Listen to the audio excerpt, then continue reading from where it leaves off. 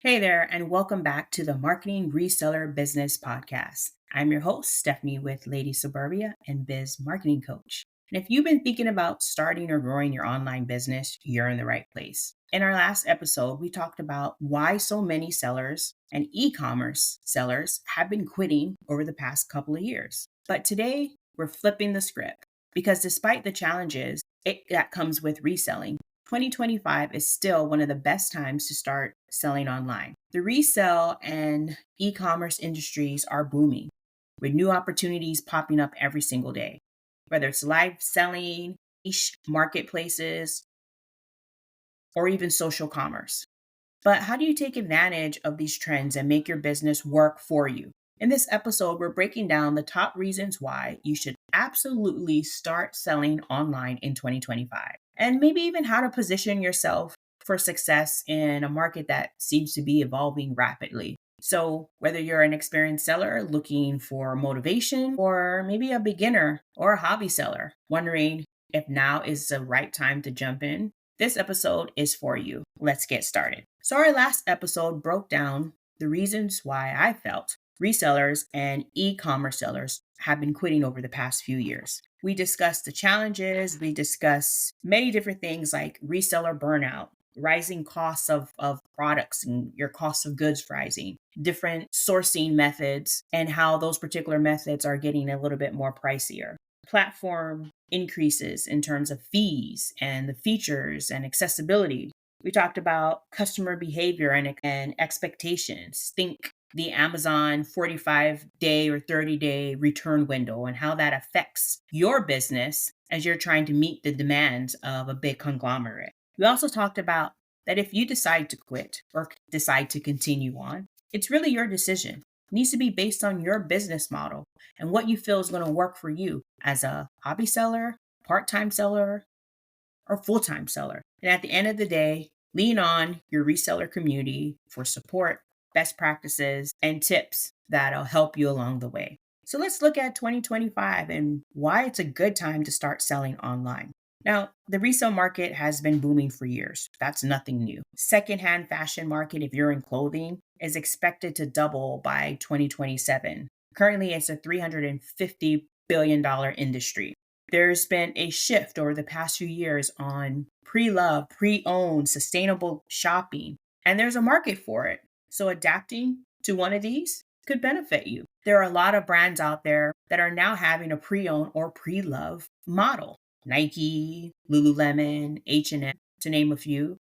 If you go on their website, they're selling pre-owned clothing, mainly their clothing, but they're tapping into that market because it's growing. There's so many more platforms in the market right now than ever before. I know when I started off many years ago, it was just eBay and your own website and Craigslist. As Amazon crept up and started growing, then there was an opportunity to sell FBA, which is fulfilled by Amazon, where you ship products to a warehouse, or FBM, which is fulfilled by a merchant. And that's when maybe you keep the items in your individual warehouse, storage unit, house, home, and you ship it to the buyer. There's private label options. There's even print on demand.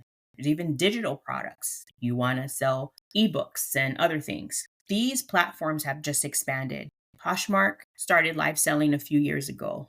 eBay recently started live selling. There's Whatnot, District, TikTok, Facebook Marketplace, so many others. And then you can break it down based off category. If you want to target maybe Gen Zs or baby boomers, you're going to pick a platform where there's a higher volume of sales for the demographic. Grailed is very big, so it's Depop, and there are a lot of sellers that are making bank and doing a really good job selling clothing. But think of vintage, think of handmade products, think of all these other categories, auto parts, and see if you can break down into a particular category or niche that may work out for you. Consumer shopping trends tend to favor online sellers, believe it or not. When some celebrity wears something or posts something on social media, consumers want to buy it. They want to follow the influencers that are sharing these trends that tend to be happening throughout the year. And they want to buy and they want it quick. So they're going to go online and see where they can purchase that product. So social commerce sales are expected to hit 144 billion by 2027. I love going into a store and touching and feeling and shopping, but I enjoy the convenience of also shopping online and supporting other sellers. Now, there are faster shipping options on certain platforms like Amazon, even Shopify. There's some integration. So if you have a more robust process for your business, maybe you sell on 15 different websites and you have an inventory system that pulls from all of those sites. That's great. You can integrate it with other platforms. You just don't have to stick to the big conglomerate of Amazon and eBay. You can look at selling on Shopify, your own website, so on and so forth. But there's just more opportunities. And then there's the opportunity for flexible growth and like income. I started off selling in 2017 on eBay. Now, I'd been reselling for years before. If you listen to episode 1 and episode 2, it'll break down a little bit of my experience in the reseller world. But it was part-time. I did it as a hobby. I did it to pay off some bills. I did it for extra income. And so you don't necessarily have to be focused on starting a business and going in full throttle, right? But what you could do is use it to pay off a few things. Use it to save for a vacation. Use it to purchase something that you've been looking forward to, maybe a Mac computer or an iPhone. Either way, it adds that element of additional income. You could be in between jobs or wanting more disposable income to enjoy activities. This is a great way to do it. Now, I'm in a reseller community, but I have family members and friends that are really not looking to make this a full-time business, not even a part-time business. They may be on one or two platforms and they get a sale every couple of weeks. They're good with it. Making a couple of bucks goes towards whatever expense that they're saving up for or whatever trip. Now, there's an opportunity to monetize off of being a reseller, whether it's a podcast, having digital products, automating people that are interested in what you do. Having an automation streamline is good. You can put them in a sales funnel. You can send out special deals or promotions. They can also subscribe to be a member on social media or even on YouTube. So there's additional revenue streams with becoming a seller. You don't have to dabble into that, but that option is there. You can also look at doing wholesale or even private label. Now, there are expenses involved. They're much higher than just going into your closet and grabbing a few items that you have laying around the house. But those are other opportunities to expand. If you have a product that you want to create and you get it manufactured, you can look at wholesaling those products out to businesses that will resell it, or a private label, starting off at Amazon or other platforms. Even content creation, not just with digital products, but on social media. A lot of my reseller community friends are doing well, sharing their struggles, sharing their tips, sharing best practices, and they're turning that into an additional form of income, which comes around reselling. Now, one way that you can succeed in 2025 is finding out what other sellers are doing. Are you involved in the community? If you sell on Poshmark, are you going to their events? Are you participating in any webinars they may have, or whether it's in person or online? Are you taking the initiative to learn a little bit more about how you can scale up? Those are great things for existing sellers. But for new sellers that are thinking of diving in, you don't have to go in full force and say you drink the Kool-Aid, but it'd be very helpful to learn about all the features, whether it's community features, community resources. Most of these platforms have blogs. They send out monthly newsletters and they give you tips. They tell you things and trends and things that you can take advantage of and use at your discretion. Now, you can start off with selling in one or two categories, or you can be an everything seller. I mentioned in previous episodes and all over social media that I love selling digital cameras. You're going to hear me say that often throughout all of the podcasts. I love it. It's a passion of mine. I just wish I had access to buy lots and lots and lots, but I enjoy that. But I'm not going to just niche down to that particular category. There are other categories that drive me, that make me happy. And it took a while to get to that point. So in 2025, if you're thinking about starting a business or selling on a platform, I would say try it out. It couldn't hurt. Start off small.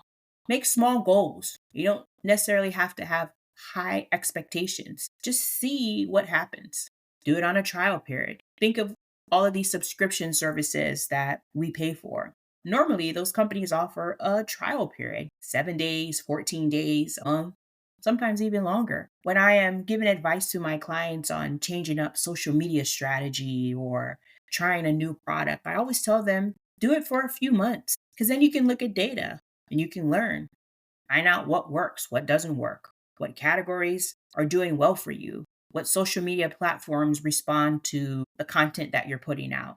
And that'd be the same for someone trying to dive in to 2024 to think, in 2025 to think, is this reselling thing going to work for me? You never know. You may get some passive income. You may be able to pay off some expenses, or you may come up with another field, another passion, or another idea that came from reselling. Definitely look at SEO and social media and customer service because all those things are involved in reselling. Whether you want to put more into it or less, there's so many resources online. A lot of YouTubers, a lot of Instagram influencers and TikTok influencers that will give you tips and they'll walk you through their journey. And you can take notes from what they did and apply it to your journey as well. Now, at the end of the day, global shopping has increased. It was 2.71 billion in 2024, and this year it's rising up to 2.77 billion. That alone is telling you that there is a market for people buying things online. Some of the platforms that you may be interested in has a global presence. Mercari added Japan, Poshmark had Canada and India at one point, and eBay, of course, and Amazon is global. Look at other platforms that maybe you don't want to just list a product and you're trying to move things a lot quicker. Consider live selling, consider Whatnot, consider District, even Jamble. There's so many depending on what category you want to sell in. Look at other resellers, see what they're doing. Take little tidbits here and there. And at the end of the day, it's all good if for some reason you decide that reselling is not for you. I always tell my clients it's great to have goals. I'm a big advocate for goal setting, and I think it's crucial in the growth of your business. But if this is something that's more of a hobby, and you're not too sure where you want it to go, then have smaller goals. Say I want to sell 5 items this month and try out different categories. Try a category that you feel you're more experienced in. If you love vintage fashion, maybe try there. If you're into electronics and hard goods, start pulling things from your boxes that collected dust maybe in the attic or basement. A lot of vintage electronics are selling. If you have a Wii or any type of video games consoles that has been sitting for years, guess what? There's money in that too. A few months back, I picked up a lot of video games from someone on Marketplace. I couldn't see all of the games in the photos, but one in particular grabbed my attention. I didn't know if it was sealed or not, but the little bit of research that I did told me that that was going to be at least a 3-digit seller. I picked up the item. It was a free lot along with a few other things. Thanked the person, moved on, and I held that game so tight because I realized that that particular game was brand new and it was sealed. I listed it on eBay, and within a matter of a week, it sold for over $200 off a free lot. So just take some risks and take some chances. It doesn't hurt. Now, if you're going to depend on reselling to supplement or replace your income, I would proceed with caution. Although reselling can be very profitable, it's a grinding task and it's not easy. Starting off small with expectations of, I just want to make a little money here, a little money there, and see where it goes, can't hurt. It's when we put these high expectations that are really not attainable and these high goals that are very hard to do, especially as a beginning reseller. That's going to put more stress on you and it's going to discourage you from moving forward. In the beginning, I didn't care what I sold. Pulling items from my closet, my kids' items, sold shoes. I didn't care. I had no goals. I had no expectations. And as I started getting more comfortable with selling in certain categories, I took it up a notch and I took it up a notch and I took it up another notch. Now I'm very comfortable in the categories that I prefer to sell in. I'm still allowing opportunities for other categories. I'm still taking risks. I'm trying things that are different. Some of them work and some of them don't. But everyone starts at zero, and you can start at zero. Do you want this to be a full-blown business? It's possible. Spend 3 months, list a few items a week if possible, or a few items a month.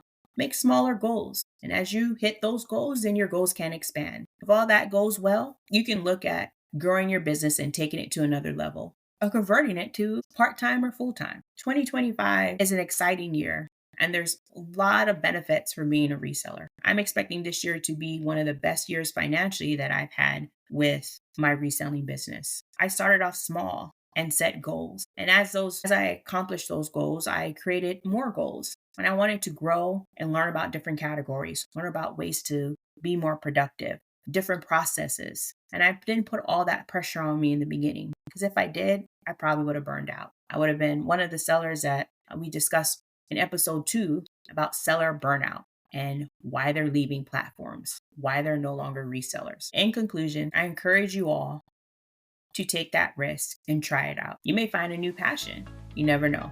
Thank you guys for listening to episode 3 of the Marketing Reseller Business Podcast. This is Stephanie with Lady Suburbia, Biz Marketing Coach, and I look forward to the next episode.